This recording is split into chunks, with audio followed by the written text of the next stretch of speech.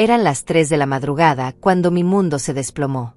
Mi corazón latía tan fuerte que pensé que despertaría a toda la casa mientras me quedé paralizada junto a la puerta entreabierta del cuarto de Roberto y Rosaura.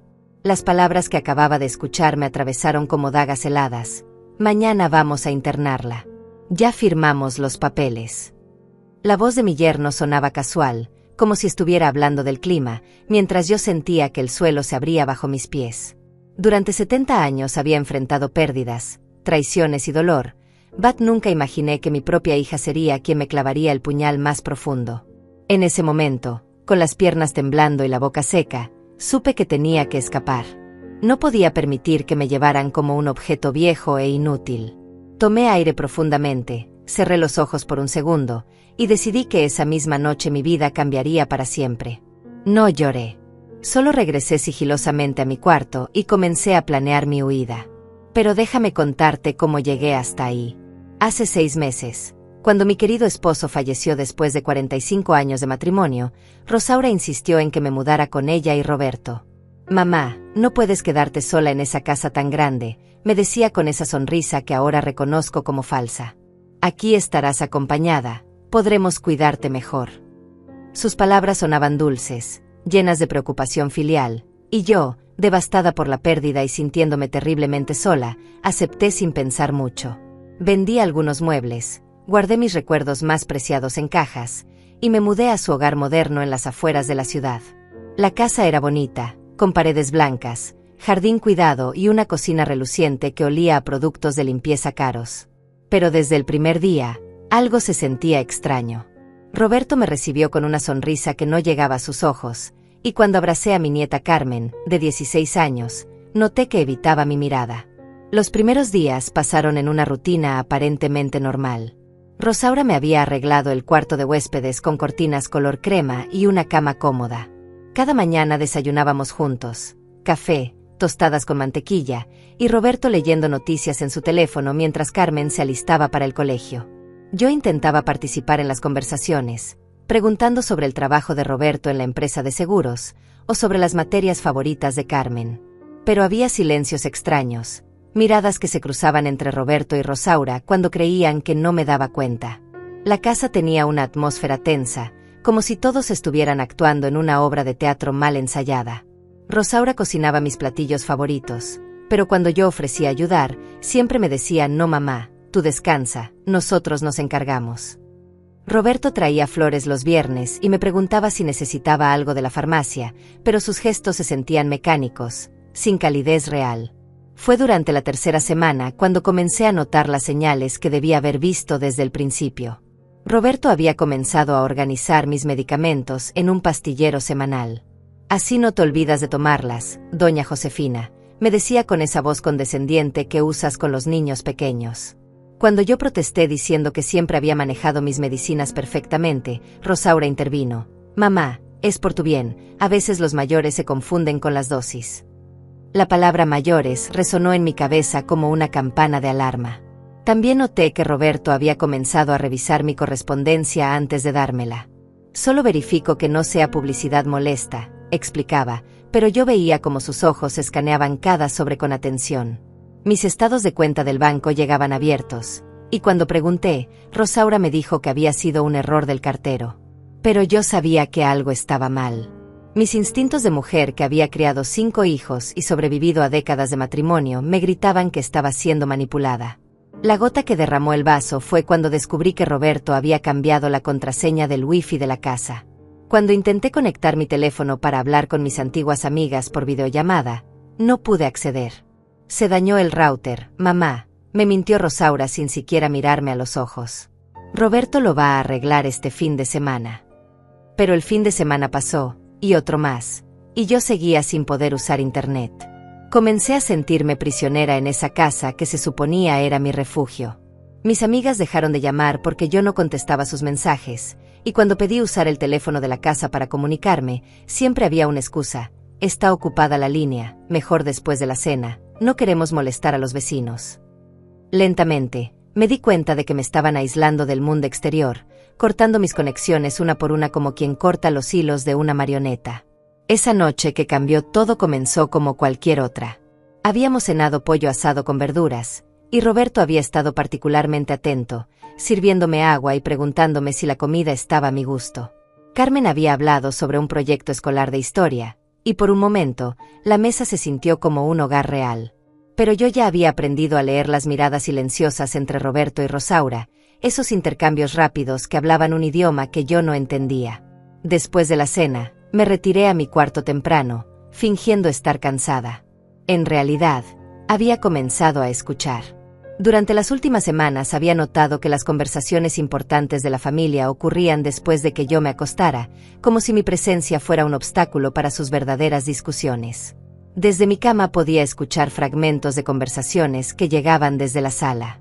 Roberto hablaba por teléfono con alguien, pero su voz era demasiado baja para distinguir las palabras. Me levanté sigilosamente y caminé hasta la puerta de mi cuarto. El pasillo estaba oscuro, iluminado apenas por la luz que se filtraba desde la sala principal. Pude escuchar mejor cuando me acerqué, caminando descalza sobre las baldosas frías. Roberto estaba en el sofá, de espaldas a mí, con el teléfono pegado al oído. Su voz sonaba relajada, incluso satisfecha. No, mamá, todo está listo. Mañana vamos temprano. Ya firmamos todos los papeles necesarios. Sentí como si me hubieran dado un puñetazo en el estómago. ¿Papeles? ¿Qué papeles? Mi mente comenzó a correr, tratando de entender de qué hablaba. La voz de Roberto continuó, ahora más clara porque se había recostado en el sofá y hablaba hacia el techo. El lugar es perfecto, mamá. Tiene jardines, enfermeras las 24 horas, y está a solo 30 minutos de aquí. Rosaura podrá visitarla los fines de semana si quiere. Mi corazón se detuvo. Estaba hablando de mí. Estaba hablando de internarme en algún lugar. Sí, ya hablé con el doctor Márquez. Él firmó los documentos médicos que necesitábamos. Dice que a su edad es normal que necesite atención especializada. Las palabras me golpearon una tras otra como martillazos. Doctor Márquez era mi médico de cabecera, un hombre en quien confiaba desde hacía años. ¿Cómo era posible que hubiera firmado algo sin consultarme? Mis piernas comenzaron a temblar, pero no podía moverme. Necesitaba escuchar más. No te preocupes por el dinero, mamá. Con su pensión y los ahorros que tiene, podemos cubrir los gastos del hogar por años. Además, ya averigüé sobre vender su casa vieja. La casa vieja. Mi casa. La casa donde había vivido durante 30 años, donde había criado a mis hijos, donde mi esposo había muerto en mis brazos. Roberto hablaba de venderla como si fuera suya, como si yo ya estuviera muerta. Isadora, por favor, no me regañes. Sabes que esto es lo mejor para todos. Ella ya no puede valerse por sí misma, y nosotros no podemos cuidarla como se merece. Mentira. Yo podía cocinar, limpiar, manejar mis medicamentos, y había estado haciéndolo perfectamente hasta que llegué a esta casa. La única razón por la que parecía confundida era porque ellos controlaban cada aspecto de mi vida. Roberto siguió hablando con su madre Isadora, revelando detalles que me helaron la sangre.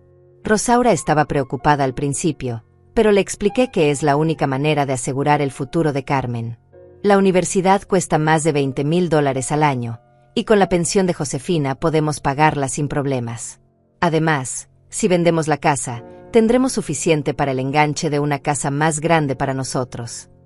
Ahí estaba la verdad desnuda y cruel. No me querían internar porque estuviera enferma o porque no pudieran cuidarme.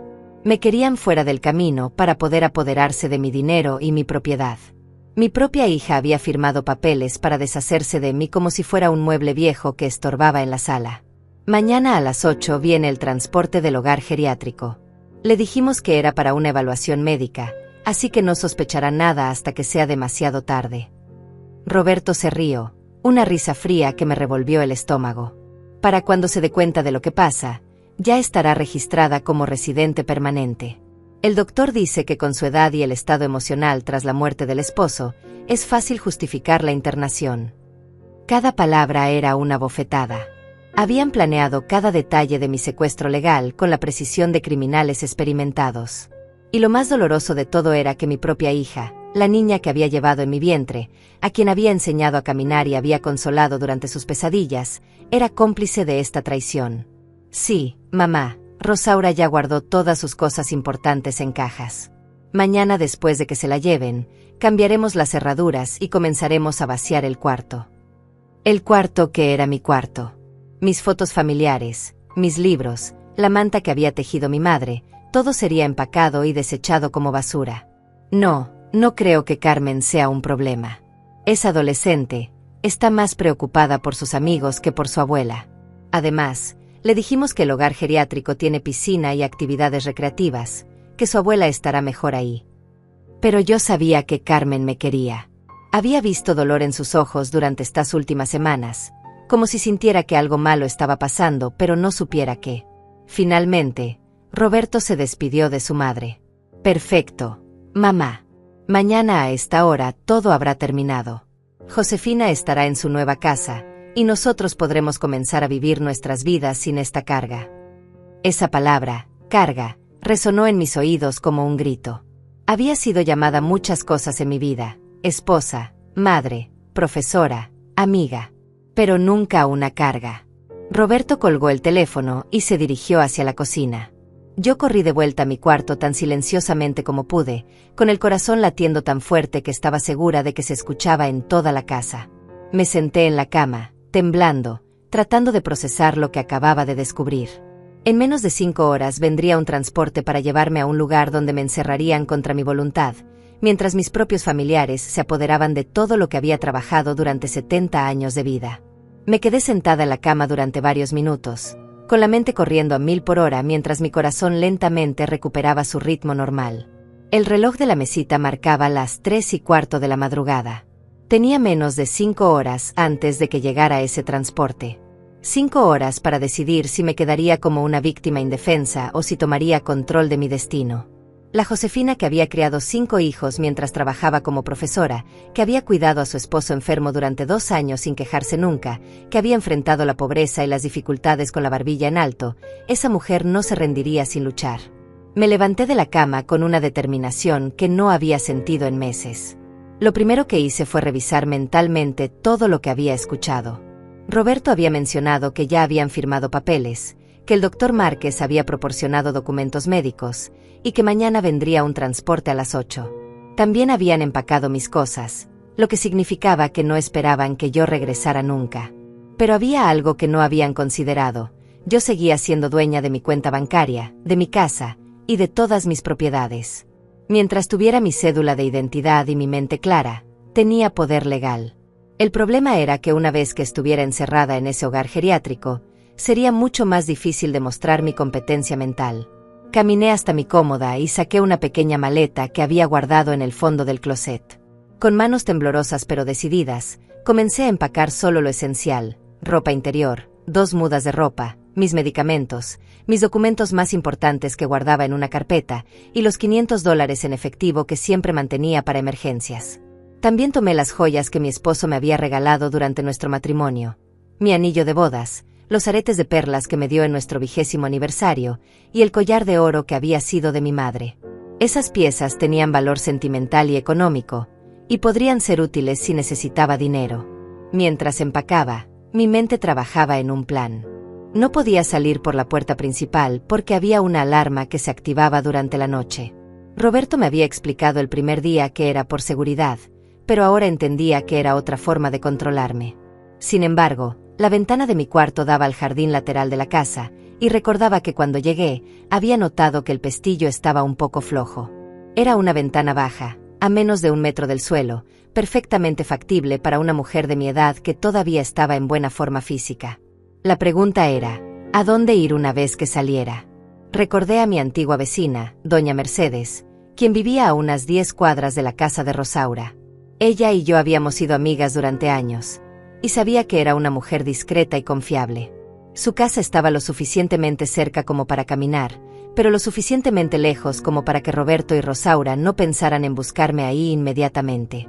Mercedes siempre me había dicho que su puerta estaba abierta para mí, sin importar la hora. Esperaba que esa promesa siguiera siendo válida a las 4 de la madrugada. Terminé de empacar y me vestí con ropa cómoda, pantalones oscuros, una blusa de manga larga y mis zapatos más silenciosos. Revisé una vez más que tenía todos mis documentos: cédula, tarjetas de crédito, libreta de ahorros y un papel donde había anotado los teléfonos importantes, incluyendo el de mi abogado, Óscar Mendoza, quien había manejado los asuntos legales de mi esposo y mío durante años. Óscar era un hombre honesto y competente, y si alguien podía ayudarme a proteger mis derechos, era él. Antes de abrir la ventana, me asomé cuidadosamente para revisar el jardín. La casa estaba en silencio total, y las luces de los vecinos estaban apagadas. La luna proporcionaba suficiente luz para ver el camino hasta la reja lateral que daba a la calle. Roberto había mencionado una vez que esa reja nunca la cerraban con llave porque solo la usaban para sacar la basura. Con suerte, podría salir por ahí sin hacer ruido. Abrí la ventana lentamente, centímetro por centímetro, rezando para que no hiciera ruido. El pestillo estaba efectivamente flojo, y la ventana se deslizó suavemente. El aire fresco de la madrugada me golpeó la cara, trayendo consigo el aroma de los jazmines que Rosaura había plantado cerca de la ventana. Qué irónico que las flores que mi hija había elegido para embellecer su hogar fueran testigos de mi escape de su traición. Puse la maleta en el suelo del jardín y luego me deslicé por la ventana con más agilidad de la que había tenido en años. La adrenalina corría por mis venas como un río desbordado. Una vez afuera, tomé mi maleta y caminé pegada a la pared de la casa, evitando las áreas donde había grava que podría hacer ruido bajo mis pies. El jardín estaba bien cuidado, con césped suave que absorbía el sonido de mis pasos. Llegué hasta la reja lateral y efectivamente estaba abierta. La empujé apenas lo suficiente para pasar, y en segundos estaba en la calle. La calle estaba desierta y silenciosa, iluminada solo por las farolas que proyectaban círculos de luz amarillenta cada 50 metros. Comencé a caminar con paso firme pero no demasiado rápido, para no llamar la atención si alguien me veía desde alguna ventana. Mientras caminaba, sentí una mezcla extraña de miedo y liberación. Por primera vez en meses, estaba tomando mis propias decisiones, caminando hacia donde yo quería ir, sin que nadie me dijera qué hacer o qué no hacer. El camino hacia la casa de Mercedes me era familiar porque habíamos hecho esa ruta juntas muchas veces cuando ella venía a visitarme o cuando yo iba a tomar té en su casa. 10 cuadras no parecían mucho en carro, pero a pie, cargando una maleta y con 70 años, se sentía como una maratón. Sin embargo, cada paso que daba me alejaba más de la pesadilla que había sido mi vida en casa de Rosaura, y me acercaba más a la posibilidad de recuperar mi libertad. Cuando llegué a la 5ª cuadra, tuve que detenerme un momento para descansar. Me senté en el borde de una jardinera pública, tratando de recuperar el aliento. Fue en ese momento cuando la realidad de lo que estaba haciendo me golpeó completamente. Una mujer de 70 años, escapando en la madrugada de la casa de su propia hija porque había descubierto un plan para internarla contra su voluntad. Si alguien me hubiera contado esta historia hace un año, no la habría creído. Pero ahí estaba yo, viviendo esa pesadilla que se había convertido en mi realidad. Llegué a la casa de Mercedes cuando el reloj de la iglesia cercana marcaba las 4:30 de la madrugada. Sus ventanas estaban oscuras, como era de esperarse a esa hora, pero había una pequeña luz en el porche que siempre dejaba encendida durante la noche. Me quedé parada frente a su puerta durante varios segundos, dudando si era correcto despertar a mi amiga a esta hora con una historia que sonaba sacada de una novela. Pero cuando recordé las palabras de Roberto sobre el transporte que vendría en menos de 4 horas, supe que no tenía alternativa. Toqué la puerta suavemente, 3 golpes cortos, esperé un momento, y volví a tocar. Escuché pasos arrastrándose desde adentro, y la voz somnolienta de Mercedes preguntando ¿quién es? Soy yo, Mercedes, Josefina, respondí en voz baja pero clara. Hubo un silencio, seguido por el sonido de varios cerrojos abriéndose. La puerta se abrió revelando a Mercedes en bata, con el cabello despeinado y los ojos hinchados de sueño, pero su expresión cambió inmediatamente de confusión a preocupación cuando me vio ahí con mi maleta. Dios mío, Josefina, ¿qué pasó? ¿Estás bien? Me preguntó mientras me hacía pasar rápidamente y cerraba la puerta detrás de mí. Me derrumbé en su sofá y por primera vez en toda la noche, las lágrimas comenzaron a fluir. No eran lágrimas de tristeza, sino de alivio y de una rabia que había estado conteniendo durante meses. Mercedes se sentó a mi lado, puso su brazo alrededor de mis hombros, y me dejó llorar sin hacer preguntas. Cuando finalmente pude hablar, le conté todo, la conversación que había escuchado, el plan para internarme, la manipulación con mis medicamentos, el aislamiento, y la traición de mi propia hija. Mercedes escuchó en silencio, pero vi cómo su expresión se endurecía con cada detalle que le revelaba. «Esos malditos», murmuró cuando terminé mi relato. Siempre supe que ese Roberto no me gustaba. Tenía algo en los ojos que no me inspiraba confianza. Mercedes había conocido a Roberto en varias ocasiones cuando visitaba mi antigua casa, y recordé que una vez me había comentado que le parecía demasiado interesado en los detalles de mis finanzas. «Y Rosaura, Josefina, yo creía que esa niña te quería. ¿Cómo pudo hacer esto?». La decepción en su voz reflejaba mi propio dolor. Rosaura había sido una hija ejemplar durante años, pero ahora entendía que tal vez solo había estado esperando el momento adecuado para mostrar su verdadera naturaleza. Mercedes me preparó té de manzanilla y me ofreció su cuarto de huéspedes. «Puedes quedarte aquí todo el tiempo que necesites», me dijo con firmeza. «Pero tienes que llamar a un abogado inmediatamente. Lo que están haciendo es secuestro y estafa. Hay leyes que protegen a las personas mayores de este tipo de abuso». Tenía razón. Yo sabía que Óscar Mendoza era mi mejor opción, pero tendría que esperar hasta que abriera su oficina para contactarlo. Mientras tanto, necesitaba pensar en todos los pasos que debía tomar para protegerme. Cuando las primeras luces del amanecer comenzaron a filtrarse por las ventanas de Mercedes, yo ya había dormido un par de horas y tenía un plan claro en mente. Primero, llamaría a Óscar para contarle la situación y pedirle que tomara medidas legales inmediatas. Segundo, iría al banco para asegurarme de que nadie más tuviera acceso a mis cuentas. Tercero, contactaría al doctor Márquez para confrontarlo sobre los documentos que había firmado sin mi conocimiento. Y cuarto, necesitaba reunir evidencia de todo lo que había pasado en casa de Rosaura. A las 7 de la mañana, Mercedes y yo estábamos desayunando cuando su teléfono sonó. Era un número que no reconocía, pero algo me decía que era relacionado conmigo. «¿Contesto?», me preguntó Mercedes. Asentí, curiosa de saber quién podría estar llamando. Mercedes contestó con un simple «¿aló?», y luego me pasó el teléfono. «Es para ti», me dijo con una expresión extraña.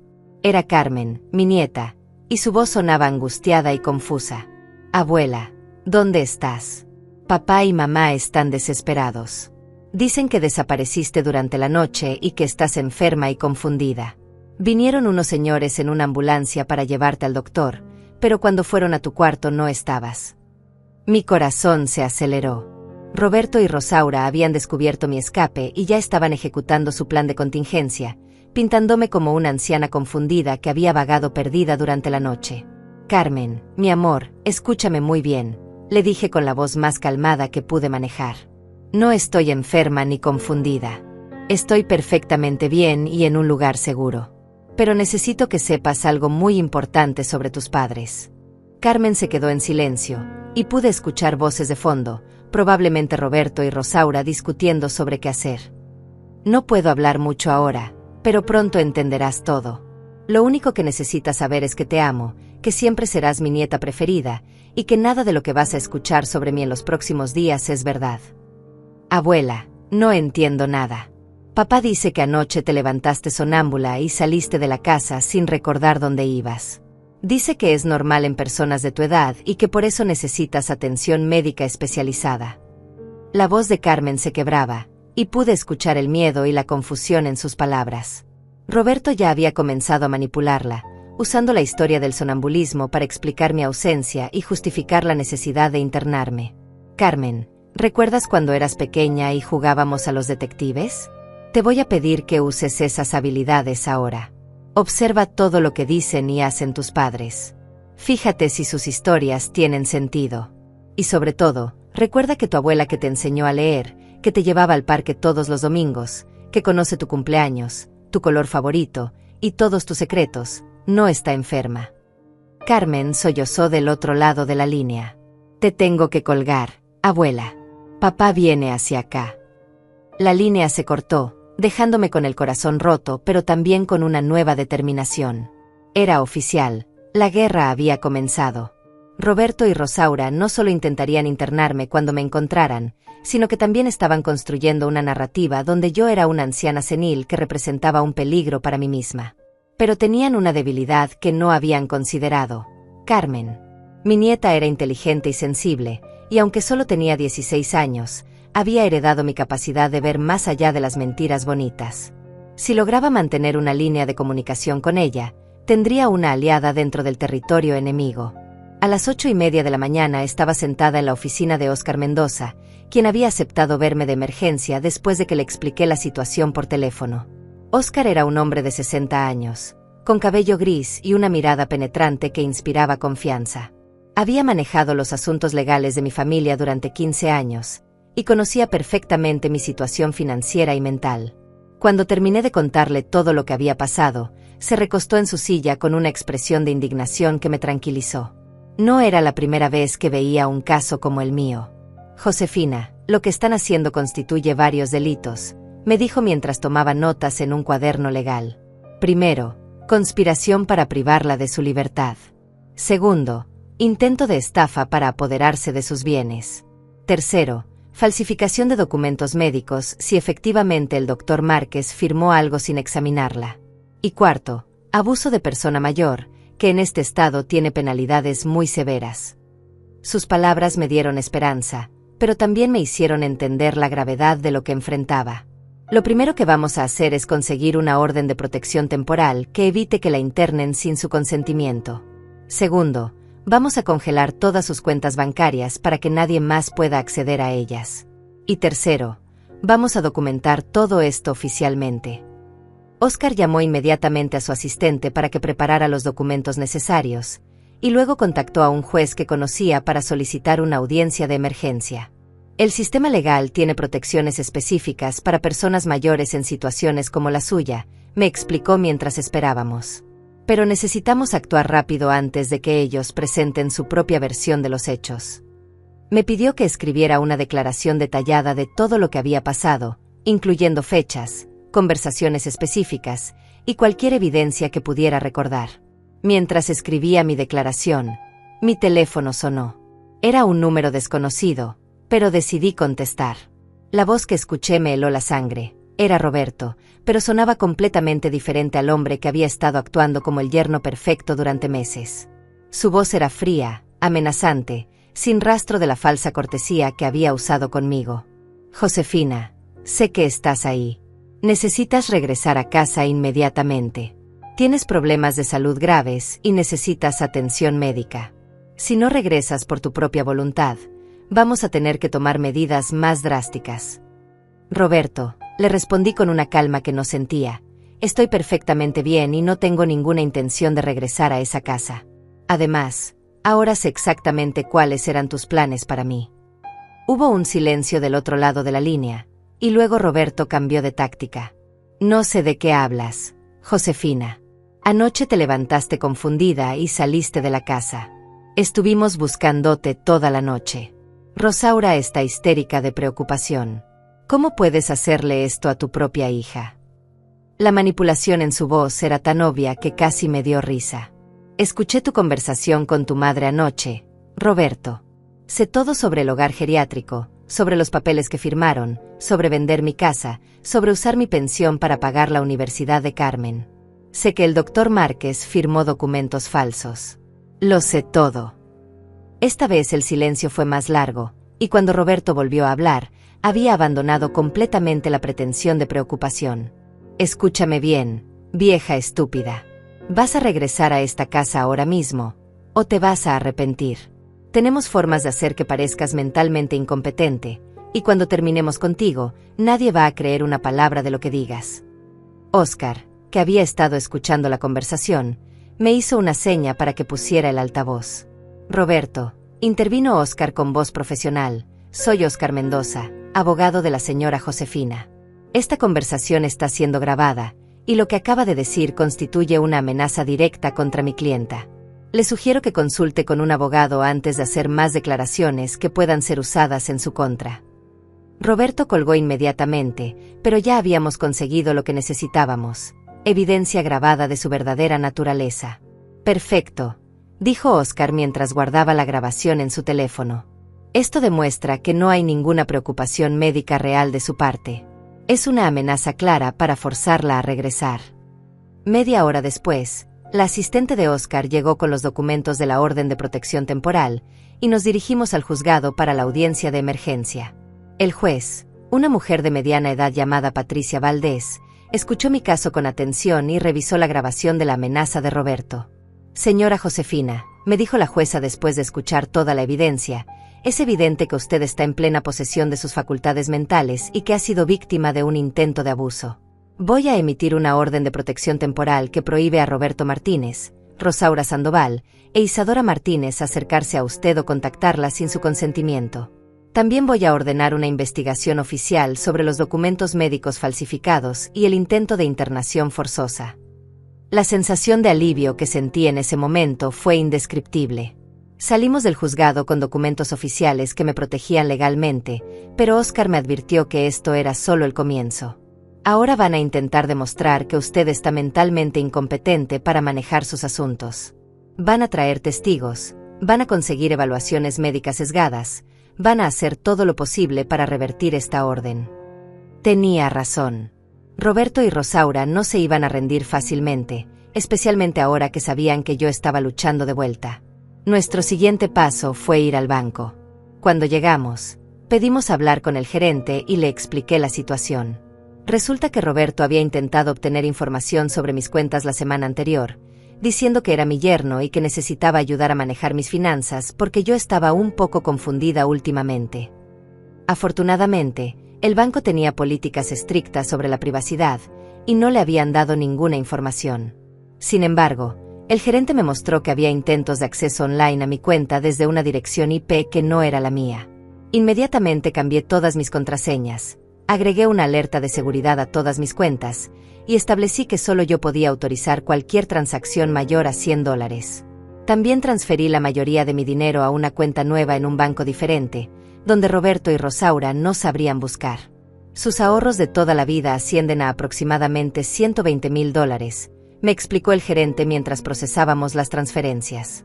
Con su pensión mensual de $1,800, usted tiene suficientes recursos para vivir independientemente durante muchos años.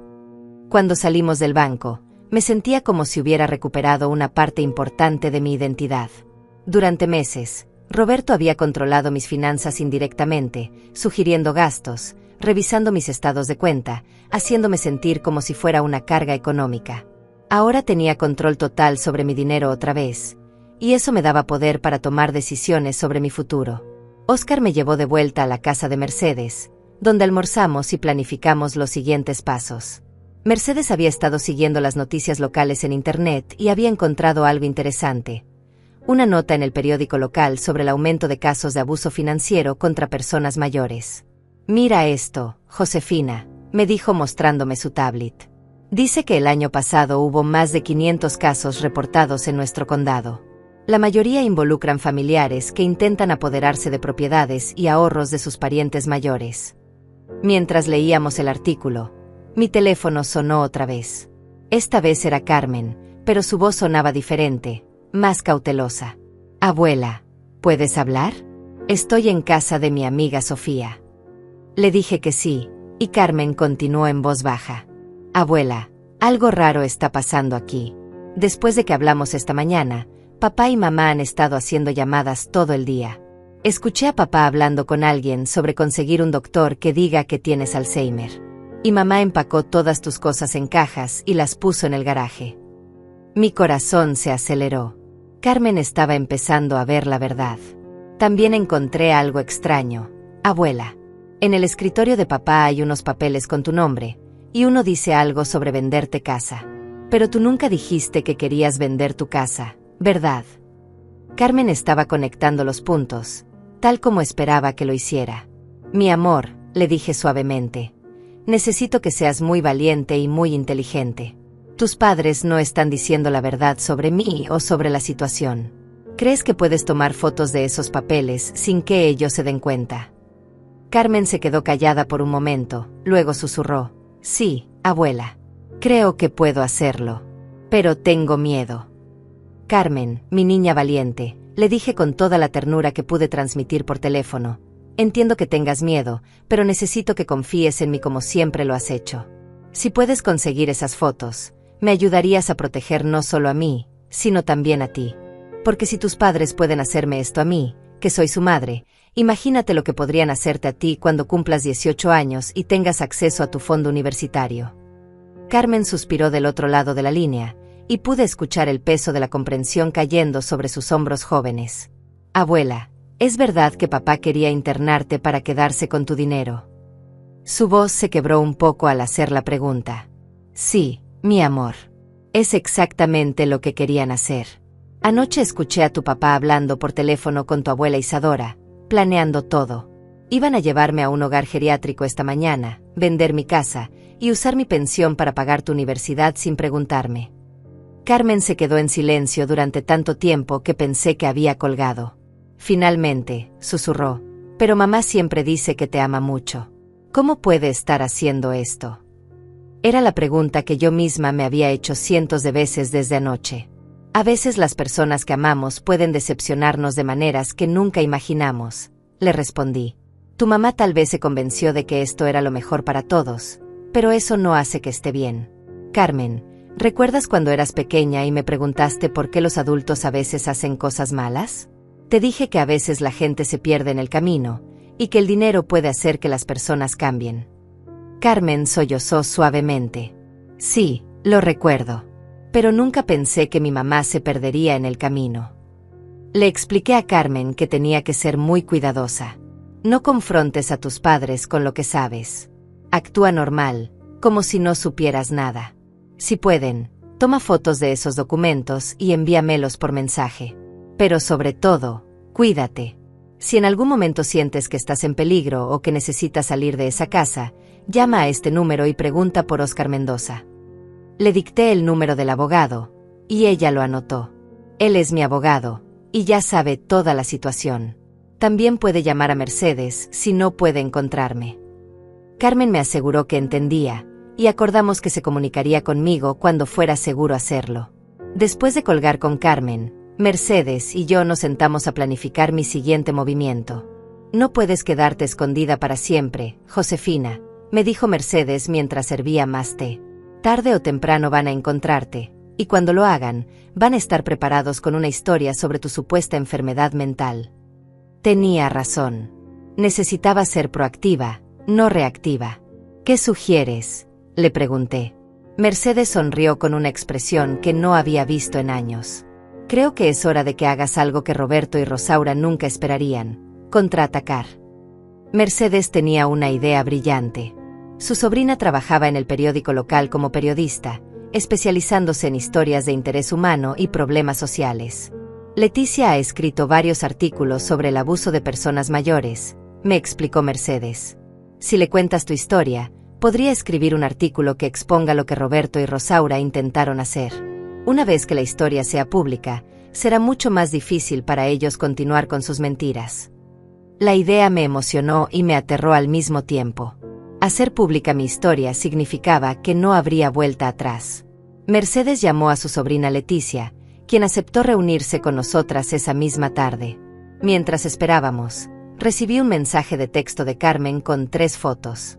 Mi corazón se aceleró cuando vi las imágenes. Eran documentos del escritorio de Roberto, incluyendo un contrato preliminar para vender mi casa, una solicitud de poder legal sobre mis asuntos financieros, y lo más impactante de todo, una evaluación médica falsa firmada por el doctor Márquez que declaraba que yo sufría de deterioro cognitivo significativo y pérdida de capacidad para tomar decisiones independientes. Inmediatamente envié las fotos a Óscar, quien me llamó 10 minutos después.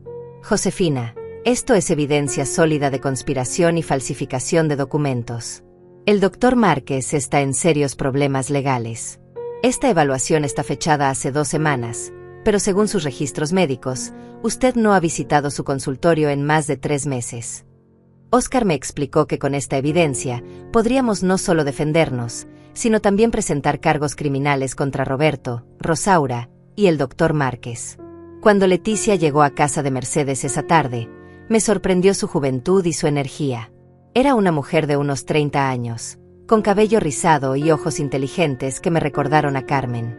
Leticia sacó una grabadora digital y me pidió que le contara toda la historia desde el principio. Durante 2 horas, relaté cada detalle: la mudanza a casa de Rosaura, las señales que había ignorado, la conversación que escuché, mi escape nocturno y la evidencia que habíamos reunido.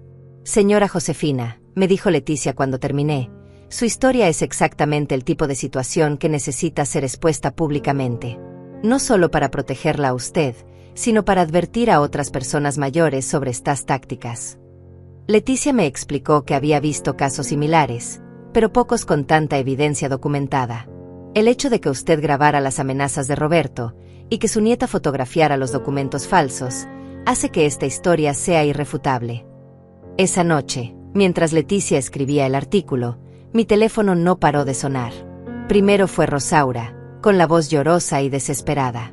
«Mamá, por favor, regresa a casa. No entiendo por qué estás haciendo esto.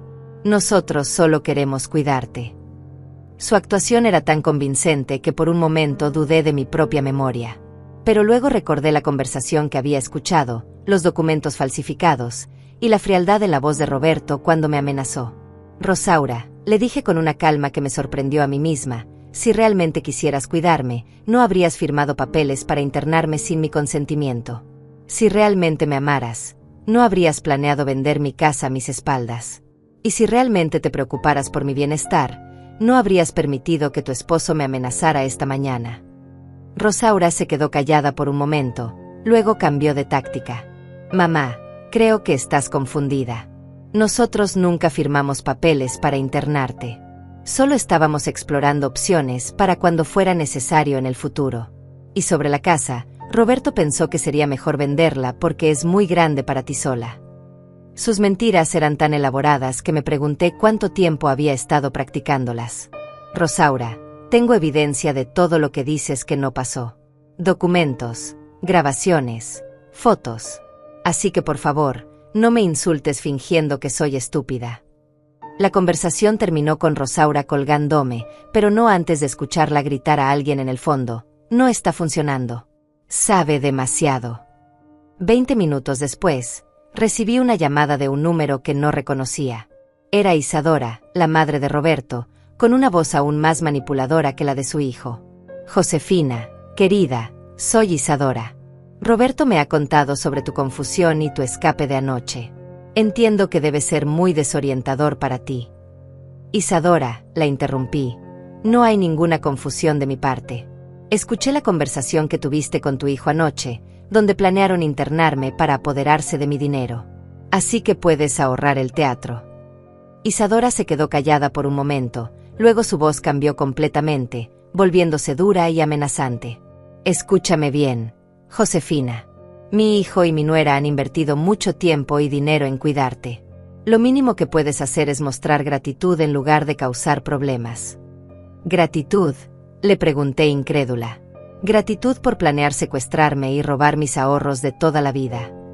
Isadora se rió con frialdad. «No seas dramática. Nadie iba a secuestrarte. Solo íbamos a ponerte en un lugar donde pudieras recibir la atención que necesitas.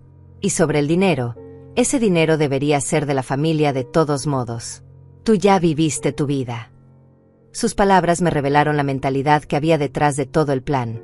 Para ellos, yo ya no era una persona con derechos, sino un obstáculo para sus ambiciones financieras. «Isadora», le dije con toda la dignidad que pude reunir, «ese dinero es mío porque lo gané trabajando durante 40 años como profesora. Esa casa es mía porque la pagué con el sudor de mi frente junto a mi esposo. Y mi vida no ha terminado solo porque ustedes quieran que termine». Colgué el teléfono y me di cuenta de que ya no tenía miedo.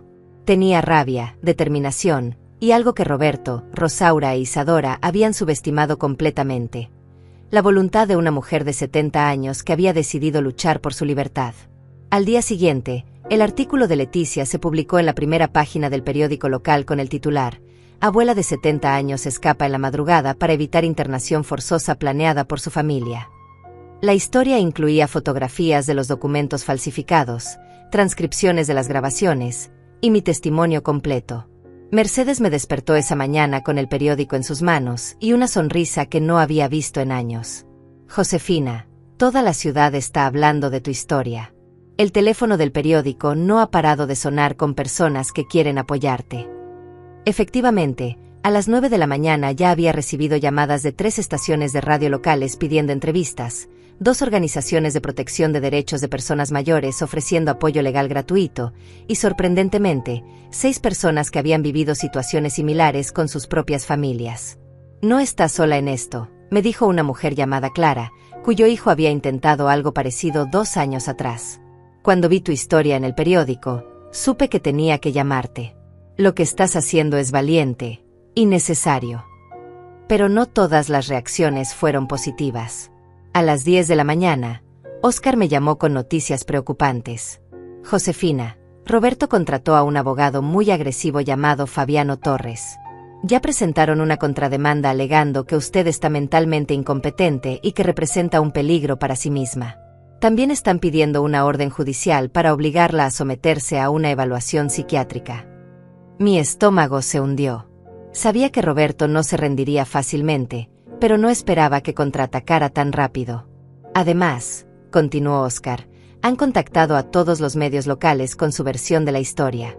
Dicen que usted está sufriendo de paranoia y delirios, y que el artículo del periódico es producto de su confusión mental. Era exactamente la táctica que había temido. Roberto estaba usando mi propia valentía contra mí, diciendo que el hecho de que hubiera hablado públicamente probaba que estaba mentalmente desequilibrada. Mercedes prendió la televisión del noticiero local del mediodía, y ahí estaba Roberto en una conferencia de prensa improvisada frente a su casa. Vestía un traje oscuro y tenía una expresión de preocupación perfectamente ensayada. Mi suegra, a quien amo como si fuera mi propia madre, está pasando por un episodio psicótico grave, decía mirando directamente a la cámara. Durante meses hemos notado signos de deterioro mental, olvidos, paranoia, acusaciones sin fundamento contra la familia que la ama. Junto a él estaba Rosaura, con los ojos enrojecidos y pañuelos en la mano. Mi mamá siempre ha sido una mujer fuerte e independiente, sollozaba convincentemente. Verla así, inventando historias sobre nosotros, acusándonos de cosas terribles, es devastador. Solo queremos que reciba la ayuda médica que necesita. Su actuación era tan creíble que por un momento me pregunté si alguien que no conociera los hechos reales podría creerles. Roberto continuó, los documentos que mi suegra ha presentado como evidencia son malinterpretaciones de conversaciones normales sobre cuidados médicos futuros. Cualquier familia responsable discute estas opciones cuando un ser querido llega a cierta edad. Nunca hubo ningún plan para internarla contra su voluntad. La mentira era tan elaborada y presentada con tanta convicción que entendí por qué habían logrado engañar al doctor Márquez. La entrevista terminó con Roberto haciendo un llamado directo. Josefina, si estás viendo esto, por favor regresa a casa. Te amamos, te extrañamos, y solo queremos ayudarte. No tienes que vivir con esta paranoia y confusión. Hay tratamientos que pueden ayudarte a sentirte mejor. Era un golpe maestro de manipulación pública, pintándose como el yerno amoroso y preocupado mientras me retrataba como una anciana delirante. 1 hora después, mi teléfono comenzó a sonar con llamadas de números desconocidos. Algunas eran periodistas pidiendo mi respuesta a las declaraciones de Roberto, pero otras eran personas que habían visto la conferencia de prensa y ahora dudaban de mi versión de los eventos. Señora, ¿es verdad que está enferma?, me preguntó una mujer. Su yerno parecía muy sincero en la televisión. Cada llamada era como una puñalada, sembrando dudas sobre mi cordura en la mente del público. Mercedes me encontró llorando en la cocina esa tarde. No puedo con esto, le dije. Son tan convincentes que incluso yo estoy empezando a dudar de mi propia memoria. Mercedes se sentó a mi lado y tomó mis manos entre las suyas. Josefina, mírame. Tú no estás loca. Tú no estás confundida. Tienes evidencia sólida de lo que pasó, y miles de personas te apoyan. No puedes dejar que ellos te convenzan de que la realidad que viviste no es real. Esa noche, Carmen me envió un mensaje de texto que me destrozó el corazón. Abuela, no sé qué creer. Papá y mamá están diciendo que estás muy enferma y que las fotos que tomé son de documentos que tú malinterpretaste. Dicen que me manipulaste para que robara documentos privados. Estoy confundida y asustada. Roberto había logrado lo que quería, sembrar dudas incluso en la mente de mi propia nieta. Le respondí inmediatamente. Carmen, entiendo tu confusión. Pero quiero que recuerdes algo. La abuela que conoces desde pequeña, que te ayudó con tu tarea durante años, que conoce todos tus secretos y nunca te ha mentido, ¿te parece una persona que inventaría una historia tan elaborada? ¿O te parece más probable que los adultos que han estado mintiendo sobre pequeñas cosas durante meses también estén mintiendo sobre esto? El mensaje me llegó 1 hora después. Abuela, tienes razón. Cuando lo pienso así, no tiene sentido que tú inventaras todo esto. Pero papá dice que cuando las personas mayores se enferman, a veces ni ellas mismas saben que están inventando cosas. Roberto había hecho su tarea, utilizando los miedos naturales sobre el envejecimiento para socavar la confianza de Carmen en mí. Carmen, ¿recuerdas el juego que jugábamos cuando eras pequeña? Te preguntaba qué era lo que más me importaba en el mundo, y tú siempre decías, la verdad y la familia. ¿Crees que eso ha cambiado? ¿Crees que de repente decidiría destruir a mi propia familia con mentiras? Hubo una pausa larga antes de su respuesta. No, abuela. Eso no tiene sentido. Pero entonces, ¿por qué papá y mamá están diciendo estas cosas? Porque tienen mucho que perder si la verdad sale a la luz, mi amor. Roberto podría ir a la cárcel por falsificar documentos médicos. Tu mamá podría perder su reputación y su trabajo. Y ambos perderían acceso a mi dinero, que era lo que querían desde el principio. Carmen no respondió inmediatamente, pero cuando lo hizo, su mensaje me llenó de esperanza. Abuela, creo que necesito ver más evidencia por mí misma. ¿Puedes enviarme las grabaciones que tienes? Esa noche, le envié a Carmen las grabaciones de las amenazas de Roberto y de mi conversación con Isadora. También le envié copias de todos los documentos que Óscar había reunido, incluyendo los informes bancarios que mostraban los intentos de acceso no autorizado de Roberto. Sabía que era arriesgado involucrar a Carmen tan profundamente, pero también sabía que era una joven inteligente que merecía conocer la verdad sobre sus padres. A las 2 de la madrugada, recibí un mensaje que me hizo llorar de alivio. Abuela, escuché las grabaciones. La voz de papá cuando te amenaza es la misma voz que usa conmigo cuando está realmente enojado, no la voz falsa que pone en público. Y reconozco la risa de la abuela Isadora cuando dice que tú, ya viviste tu vida. Sé que es real. Todo es real. Lo siento mucho por haber dudado. Mi nieta había elegido la verdad por encima de la comodidad, y eso me dio la fuerza que necesitaba para continuar luchando. Carmen, no tienes que disculparte.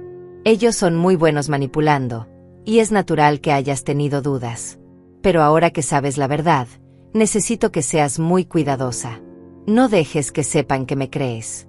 Tu seguridad es más importante que cualquier cosa. Carmen me aseguró que entendía, y acordamos un código secreto para comunicarnos. Ella me enviaría fotos de flores cuando fuera seguro hablar, y fotos de nubes cuando hubiera peligro. Al día siguiente, Carmen me envió una foto de rosas rojas, seguida de un mensaje que cambiaría todo. Abuela, papá y la abuela Isadora van a hacer algo mañana. Escuché que van a traer un doctor diferente a la casa, alguien que va a decir que tienes que ser internada inmediatamente por tu propia seguridad. También van a contactar a la policía para reportarte como una persona mayor perdida y confundida. Tienes que estar preparada. La información que Carmen me había enviado me llenó de una mezcla de pánico y determinación. Roberto e Isadora habían decidido escalizar su estrategia, y sabía que tenía menos de 24 horas para prepararme para su próximo ataque. Llamé inmediatamente a Óscar, quien me citó en su oficina a 1:00 de la mañana. Josefina, lo que están planeando es técnicamente legal si consiguen la orden judicial correcta, me explicó mientras revisaba los códigos legales en su computadora. Pero tenemos ventajas que ellos no conocen. Óscar había estado trabajando durante toda la noche preparando una contraestrategia. Primero, ya contraté a un psiquiatra independiente, el doctor Octavio Restrepo, para que la evalúe esta misma tarde. Es un profesional respetado que no tiene conexiones con su familia, y sus evaluaciones son consideradas imparciales por todos los tribunales del Estado. Me explicó que esta evaluación sería crucial para demostrar mi competencia mental. Segundo, conseguí una cita de emergencia con la jueza Valdés para mañana a las 10 de la mañana, antes de que ellos puedan presentar su propio caso. Y tercero, continuó Óscar con una sonrisa, mi investigador privado encontró información muy interesante sobre el Dr. Márquez. Resulta que tiene deudas de juego por más de $50,000, y Roberto le prestó $20,000 hace 2 meses. Tenemos los registros bancarios que prueban el pago. Esto explicaba por qué el doctor había estado dispuesto a falsificar mis documentos médicos. Roberto lo había comprado, aprovechándose de su desesperación financiera. La evaluación con el doctor Octavio esa tarde fue exhaustiva pero tranquilizadora. Durante 3 horas, me hizo preguntas sobre mi historia personal, mis finanzas, mis medicamentos y mi comprensión de la situación actual. También me realizó pruebas cognitivas estándar, recordar listas de palabras, resolver problemas matemáticos, identificar fechas y lugares. Señora Josefina, me dijo al final, no solo está usted completamente competente mentalmente, sino que demuestra una claridad y agudeza mental superior al promedio para cualquier edad. Esa noche, Carmen me envió una serie de mensajes que confirmaron mis peores temores, pero también me dieron información valiosa. Abuela, el doctor nuevo llegó esta tarde. Es un hombre mayor, muy serio, y papá le estaba mostrando papeles y hablando en voz baja. Escuché que papá le dijo que tenías episodios violentos y que habías amenazado a la familia. Las mentiras de Roberto se volvían más elaboradas y peligrosas. También vino la abuela Isadora con una maleta. Va a quedarse aquí hasta que se resuelva el problema, como ella dice. Lo más perturbador llegó en el siguiente mensaje. Abuela, encontré algo terrible en el teléfono de papá. Dejó su teléfono en la mesa mientras se duchaba, y vi mensajes con alguien llamado Dr. Herrera. Papá le escribió: necesito que la declare incompetente sin importar cómo esté cuando la vea. El pago extra que discutimos estará en su cuenta mañana. El doctor respondió: entendido. Tengo experiencia manejando estos casos difíciles. Mi sangre se heló. Roberto había encontrado un doctor corrupto dispuesto a falsificar una evaluación psiquiátrica a cambio de dinero. Carmen continuó: pero hay algo más, abuela. Mamá está actuando muy extraña. Anoche la escuché llorando en su cuarto, y cuando la abuela Isadora le preguntó qué pasaba, mamá dijo que ya no estaba segura de si esto era lo correcto. La abuela Isadora le gritó y le dijo que era demasiado tarde para arrepentirse, que ya habían llegado muy lejos para echarse atrás. Había una grieta en la alianza, y Rosaura estaba comenzando a cuestionar lo que estaban haciendo. Pasé la noche en casa de Mercedes preparándome para lo que sabía sería el día más importante de esta batalla. Óscar había coordinado todo perfectamente. A las 8 de la mañana, me presentaría voluntariamente en el tribunal con mi propia evaluación psiquiátrica y toda la evidencia de la conspiración. A las 10, tendríamos la audiencia con la jueza Valdés. Y antes de que Roberto pudiera presentar su propio caso, ya habríamos expuesto sus mentiras y corrupciones. La mañana llegó fría y gris, perfecta para el drama que estaba a punto de desarrollarse. Mercedes me acompañó al tribunal, donde nos encontramos con Óscar y el doctor Octavio. Josefina, me dijo Óscar mientras caminábamos hacia la entrada, recuerde que hoy no solo está luchando por su libertad. Está luchando por su dignidad, por su derecho a envejecer con respeto, y está enviando un mensaje a otros abusadores de que las personas mayores no son víctimas fáciles. Cuando entramos a la sala del tribunal, me sorprendió ver que estaba llena de gente. Había periodistas, representantes de organizaciones de derechos de personas mayores, y varias personas que habían leído mi historia y venido a apoyarme. En el lado opuesto, vi a Roberto con su abogado Fabiano, ambos vestidos de negro y con expresiones sombrías. Rosaura estaba ahí también, pero se veía pálida y nerviosa, evitando mi mirada. La jueza Valdés llamó al orden y comenzó revisando todos los documentos que habíamos presentado. Señor Torres, le dijo al abogado de Roberto, veo que ustedes alegan que la señora Josefina está mentalmente incompetente, pero ella se ha presentado voluntariamente hoy con una evaluación psiquiátrica independiente que contradice completamente sus afirmaciones. ¿Cómo explican esta discrepancia? Fabiano se levantó y comenzó su argumento. Su señoría, es precisamente la naturaleza de ciertas condiciones mentales que los pacientes pueden parecer lúcidos temporalmente, especialmente cuando están en un ambiente controlado como el consultorio de un doctor. Mi cliente tiene evidencia de que la señora ha tenido episodios violentos y amenazantes que demuestran que representa un peligro. Era una táctica inteligente, pero Óscar estaba preparado para esto. Su señoría, intervino Óscar, me gustaría presentar evidencia de que el doctor que evalúa a mi clienta para la otra parte recibió un pago de $20,000 del señor Roberto Martínez 2 días antes de realizar dicha evaluación. También tenemos mensajes de texto que prueban que el señor Martínez instruyó específicamente al doctor para que declarara incompetente a mi clienta sin importar su estado mental real. El murmullo en la sala fue audible cuando Óscar presentó las capturas de pantalla que Carmen había conseguido. La cara de Roberto se puso roja cuando vio que teníamos los mensajes de su teléfono. Fabiano pidió un receso para consultar con su cliente, pero la jueza Valdés negó la petición. Quiero escuchar exactamente cómo explican estos mensajes antes de proceder. Roberto susurró algo urgentemente en el oído de su abogado, quien se veía cada vez más incómodo. Su señoría, dijo Fabiano después de un momento, mi cliente niega haber enviado esos mensajes. Es posible que su teléfono haya sido comprometido o que los mensajes hayan sido falsificados. Pero Óscar tenía una carta más que jugar. Su señoría, me gustaría llamar a testificar a la nieta de mi clienta, Carmen Martínez, quien puede confirmar que ella misma tomó estas capturas de pantalla del teléfono de su padre. Carmen entró a la sala acompañada de un trabajador social del tribunal. Se veía pequeña y nerviosa, pero cuando me miró, vi determinación en sus ojos. Roberto intentó sonreírle, pero Carmen evitó su mirada.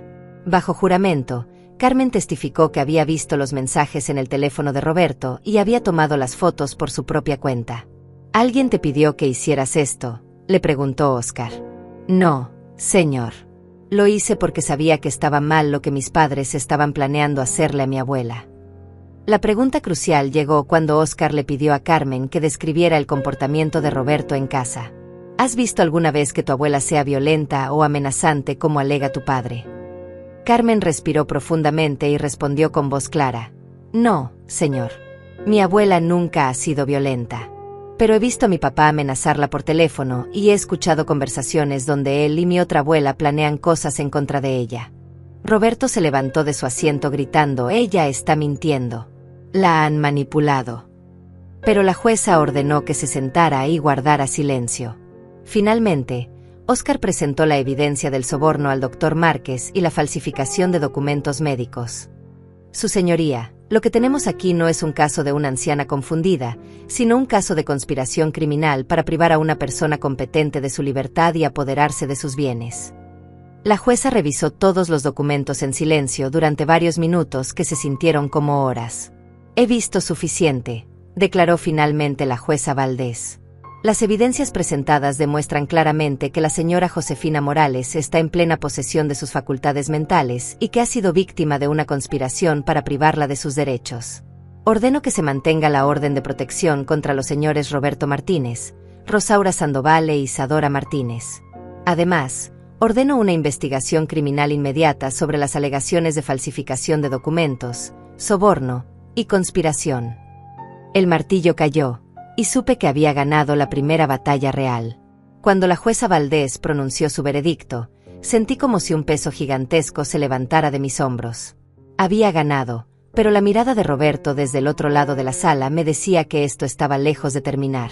Mientras salíamos del tribunal, vi cómo Fabiano hablaba urgentemente con Roberto, quien tenía las manos cerradas en puños y la mandíbula tensa.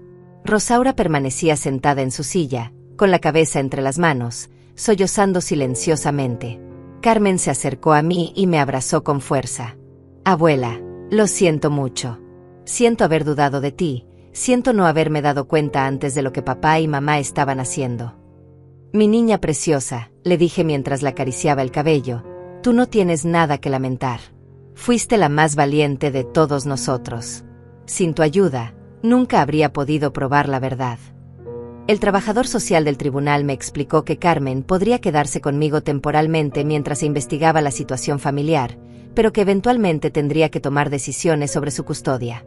Por ahora, me dijo, lo importante es que ambas estén seguras. Óscar me acompañó a dar una declaración a la policía sobre los cargos criminales. El detective a cargo del caso, un hombre mayor llamado Jair Mendoza, me escuchó con atención mientras yo relataba toda la historia una vez más. Señora Josefina, me dijo cuando terminé, en mis 20 años de servicio, he visto muchos casos de abuso de personas mayores, pero pocos con tanta evidencia documentada como el suyo. El señor Roberto Martínez va a enfrentar cargos muy serios. Me explicó que Roberto podría ser acusado de conspiración, intento de secuestro, falsificación de documentos, soborno y abuso de persona mayor, cargos que en conjunto podrían resultar en una sentencia de hasta 15 años de prisión. 3 días después, Roberto fue arrestado en su lugar de trabajo.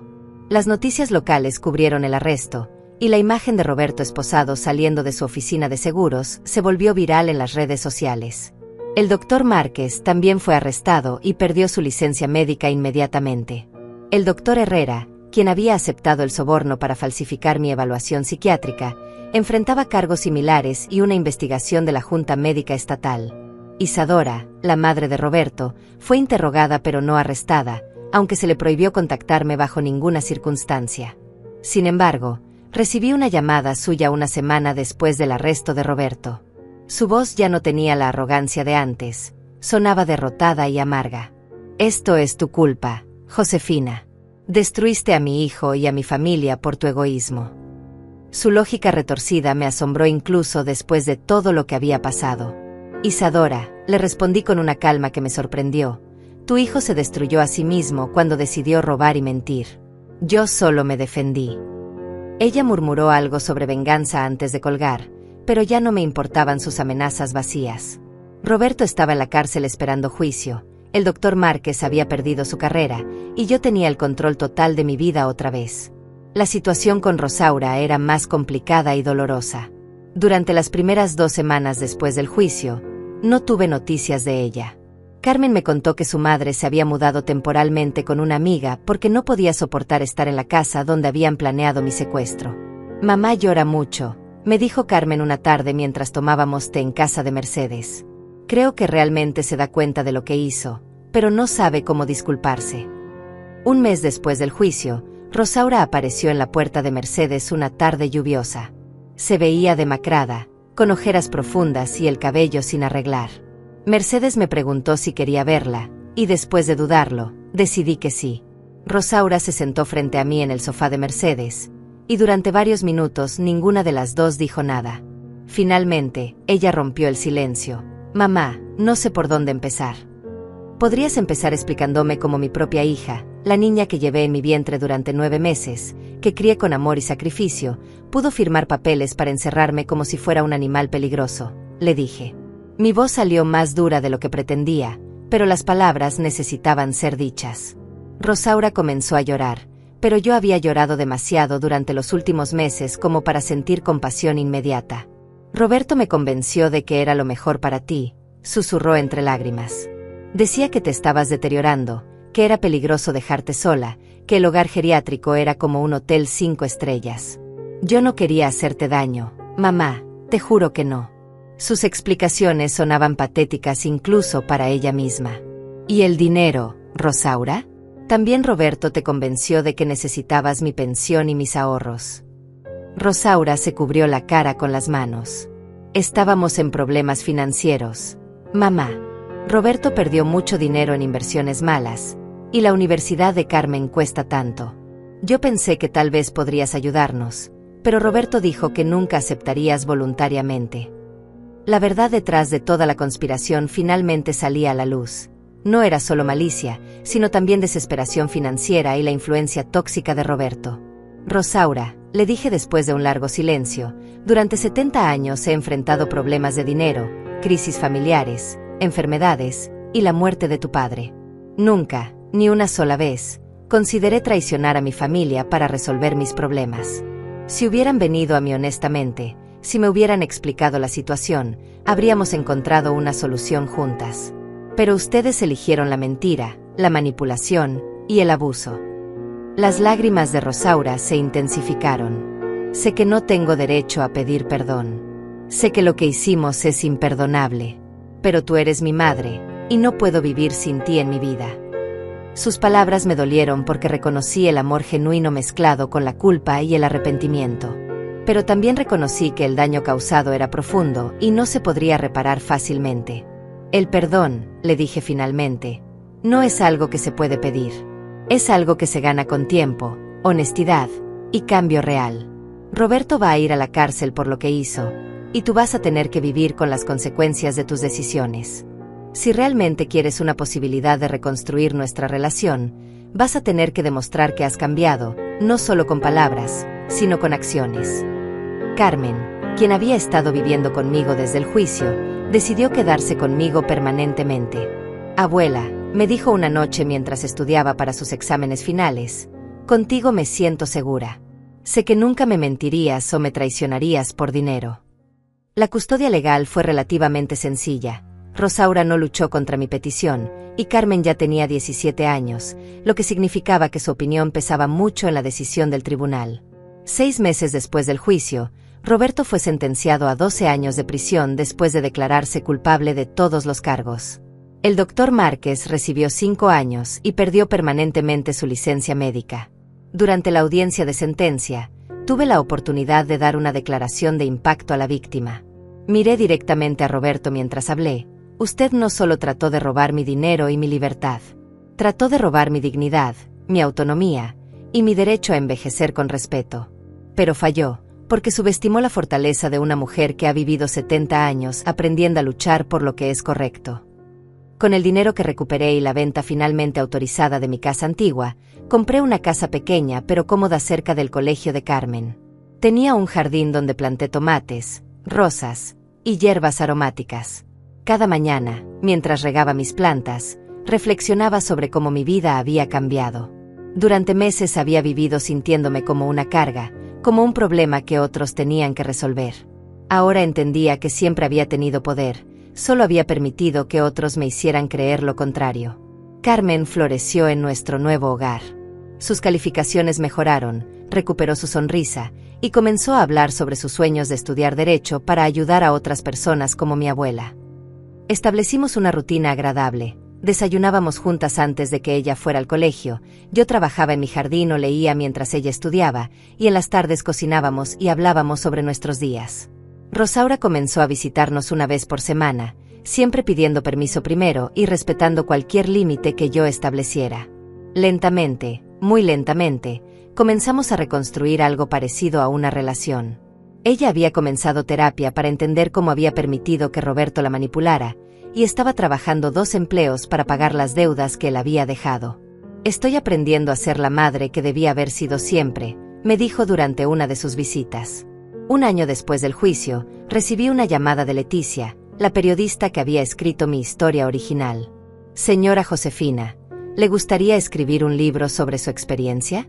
Hemos recibido cientos de cartas de personas que quieren conocer más detalles de su historia, y creo que podría ayudar a muchas otras personas en situaciones similares. La idea me intrigó. Durante meses, personas mayores me habían contactado para pedirme consejos sobre cómo protegerse del abuso familiar. Comencé a escribir mis memorias ese mismo mes. Cada día, después de que Carmen se iba al colegio, me sentaba en mi escritorio nuevo y recordaba cada detalle de mi experiencia. Escribir era catártico, pero también doloroso. Revivir la traición, el miedo y la sensación de impotencia no era fácil. Pero también recordar mi fuerza, mi determinación y mi eventual victoria me llenaba de orgullo. El libro se publicó 2 años después con el título No estoy loca, la historia de una abuela que se negó a ser víctima. Se convirtió en un éxito inmediato, no solo porque la historia era dramática, sino porque resonaba con miles de personas mayores que habían enfrentado situaciones similares. Comencé a recibir invitaciones para hablar en conferencias, centros comunitarios y universidades sobre los derechos de las personas mayores. Durante una de mis charlas, una mujer de 80 años se acercó a mí con lágrimas en los ojos. Señora Josefina, me dijo, después de escuchar su historia, encontré el valor para confrontar a mi hijo sobre el dinero que ha estado tomando de mi cuenta bancaria sin permiso. Su historia me salvó.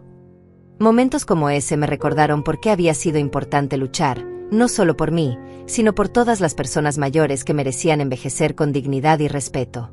Carmen se graduó del colegio con honores y recibió una beca completa para estudiar Derecho en la Universidad Estatal. Abuela, me dijo la noche antes de irse a la universidad, quiero que sepas que tú me enseñaste lo que significa ser fuerte. No la clase de fuerza que grita y amenaza, sino la clase de fuerza que se mantiene firme en la verdad sin importar cuántas personas traten de convencerte de que estás equivocada. Sus palabras me llenaron de un orgullo que no había sentido en años. Hoy, 3 años después de mi escape nocturno, vivo una vida plena e independiente. Tengo 73 años, manejo mi propio dinero, tomo mis propias decisiones, y nadie me dice qué hacer o dónde vivir. Mi jardín está floreciendo, mi casa está llena de vida y risas cuando Carmen viene a visitarme durante las vacaciones, y tengo una red de amigos y apoyadores que se extiende por todo el país. Rosaura y yo hemos reconstruido una relación cuidadosa pero genuina. Ella nunca será la hija que era antes de que Roberto la envenenara contra mí, pero se ha convertido en una mujer que reconoce sus errores y trabaja cada día para ser mejor. Mamá, me dijo durante su última visita, sé que nunca podré reparar completamente el daño que te hice, pero quiero que sepas que admiro la mujer fuerte que siempre fuiste y que tuve que lastimarte para poder verla claramente. Roberto cumple su sentencia en una prisión estatal, y según Carmen, quien mantiene contacto mínimo con él, no ha mostrado arrepentimiento real por sus acciones. Sigue culpándome por destruir su familia y mantiene que solo estaba tratando de cuidarme. Isadora se mudó a otro estado después del juicio y no he sabido nada más de ella, lo cual es exactamente como prefiero que sea. Cada mañana, cuando me levanto en mi propia casa, en mi propia cama, y veo el sol entrando por las ventanas que yo elegí, recuerdo esa noche cuando escapé por la ventana con solo una maleta y un corazón lleno de determinación. Esa noche cambió mi vida no porque escapé de mis captores, sino porque recordé quién era realmente, Josefina Morales, una mujer de 70 años que había sobrevivido guerras, pobreza, pérdidas y traiciones, y que no iba a permitir que nadie le robara su dignidad. La historia que comenzó con una conversación telefónica susurrada en la oscuridad terminó con una mujer mayor que recuperó no solo su libertad, sino también su voz. Y esa voz ahora se usa para proteger a otros, para educar sobre el abuso de personas mayores, y para recordar al mundo que la edad no nos convierte en víctimas a menos que lo permitamos. Nunca más volví a esa casa donde me trataron como una prisionera. Nunca más permitiré que alguien me haga sentir como una carga. Y nunca más guardaré silencio cuando vea injusticia, sin importar mi edad o las circunstancias.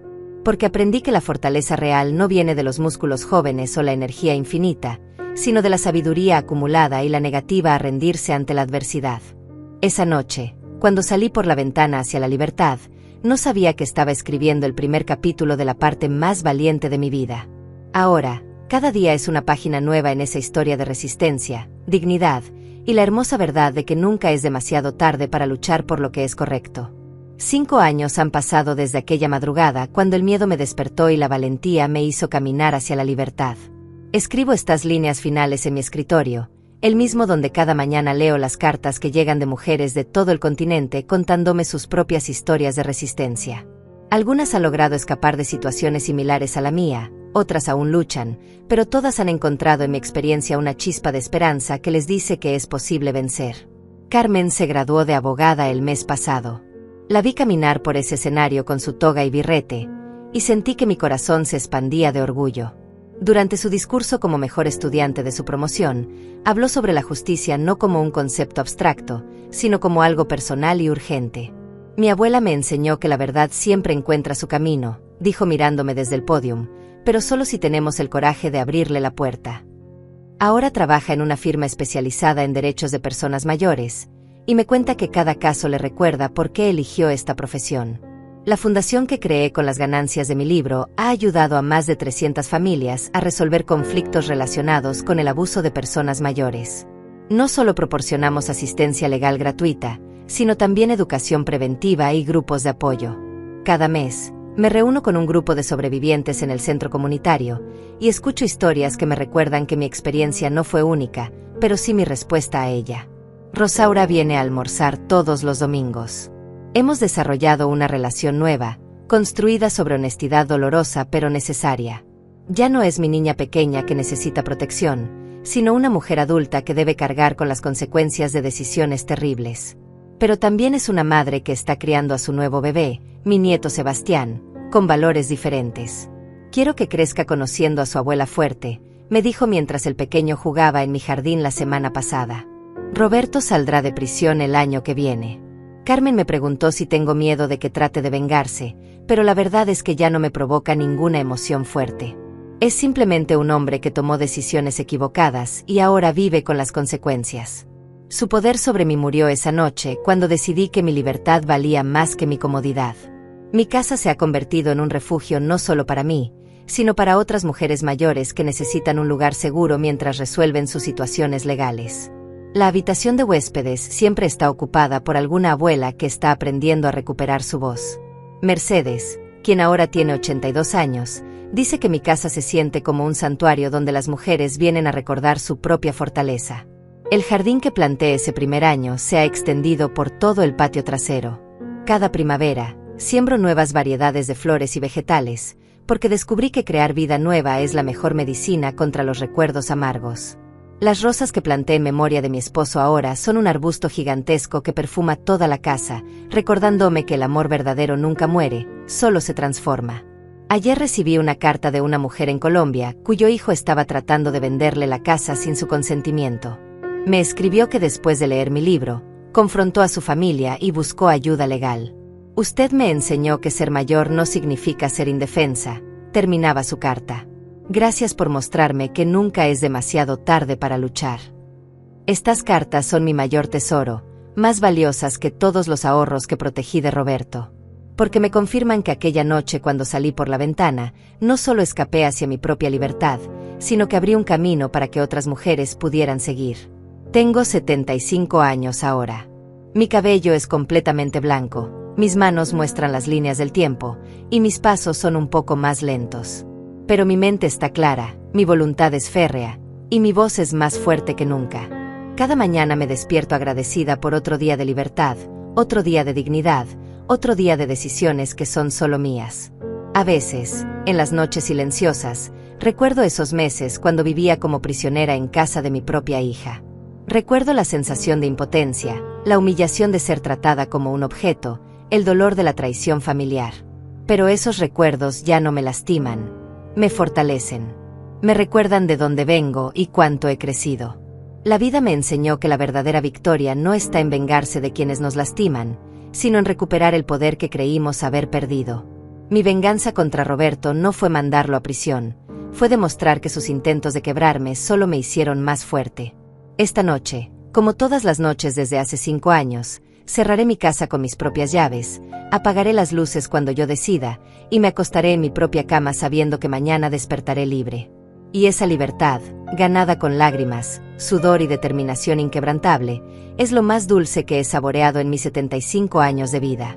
Nunca es demasiado tarde para escribir un nuevo capítulo. Nunca es demasiado tarde para decir no más. Y definitivamente, nunca es demasiado tarde para descubrir que dentro de cada abuela aparentemente frágil, vive una guerrera que solo estaba esperando el momento correcto para despertar.